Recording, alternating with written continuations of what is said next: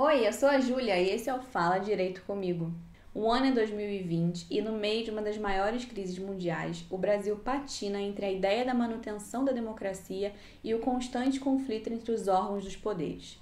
Certamente que, como a nossa democracia foi baseada na divisão organizacional dos poderes, esse conflito é muito grave. Mas fica aí que eu vou te fazer entender essa divisão logo depois da vinheta.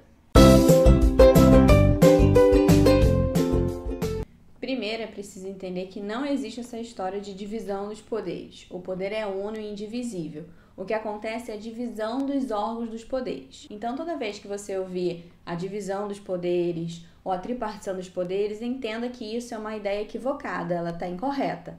Mas aqui, se em algum momento eu falar divisão dos poderes, você já vai entender que é a divisão dos órgãos, porque senão fica muito grande ficar falando divisão dos órgãos dos poderes toda hora.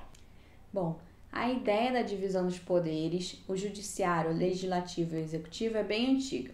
E Aristóteles, lá naquela época, já identificou como cada um funcionava, apesar de, naquele momento, os três poderes serem desempenhados por uma só pessoa, o monarca. A separação que percebemos hoje em dia nas democracias ocidentais é fruto de séculos de revoluções, evoluções e também de escolhas. Hoje em dia, essa divisão tem por principal objetivo combater a concentração de poder, afastando os regimes autoritários ou pelo menos tentando minimizar os riscos de qualquer abuso de poder. Isso acontece porque vem da ideia de que cada poder consegue combater a tirania através da aplicação dos direitos individuais proclamados na Constituição. E para que isso ocorra, entende que cada órgão do poder deve agir em colaboração, consenso e bom senso.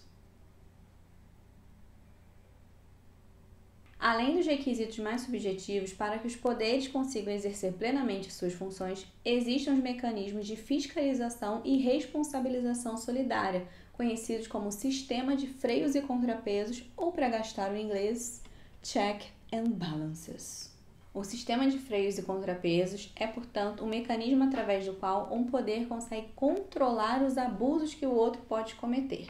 E a Constituição vai dizer quando e como um poder pode se meter no outro sem que haja um real conflito entre eles. Esses casos onde um órgão interfere no outro é chamado de função atípica, ou seja, os três órgãos possuem funções que lhes são típicas e inerentes, ou seja, o executivo pratica atos de chefia e administração do governo, o legislativo cria as leis e fiscaliza as contas do executivo e o judiciário julga a aplicação das leis nos casos concretos. Mas cada um deles também tem uma função ou atividade atípica.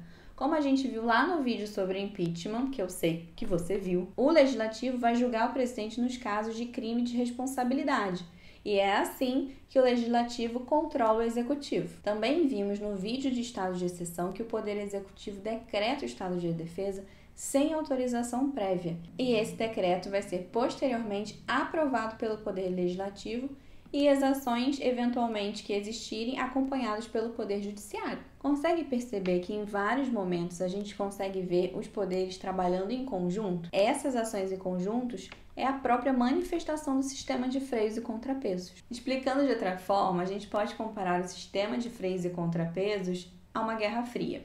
É como se cada poder pudesse e conseguisse dominar o outro, mas por medo da ativação das funções atípicas, eles tendem ao equilíbrio. Então é assim, eu sei que eu posso te dominar, mas você tem como me impedir. E aí você também tem como me dominar, mas eu também posso te impedir. Então fica essa coisa assim, que mantém um equilíbrio entre eles. E não são armas secretas utilizadas pelos órgãos do poder, porque elas estão todas previamente estabelecidas.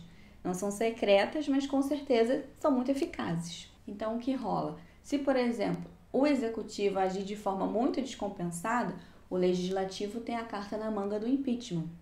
Se o legislativo faz uma lei que fere a ordem constitucional, o judiciário pode declarar a inconstitucionalidade dessa lei. E o judiciário também pode condenar criminalmente os membros do legislativo ou do executivo também. Isso também é forma de controle.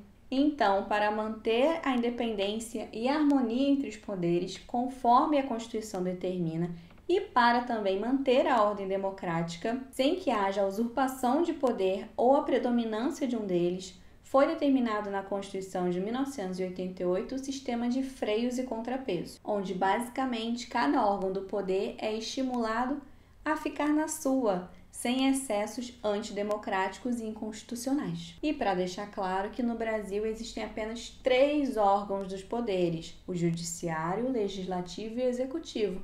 E qualquer poder que for cogitado além desses é ilegal, ele não existe, tá bom?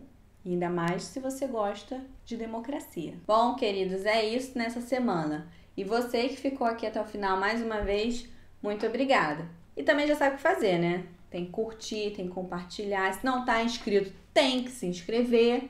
Enfim, e aguarda até semana que vem.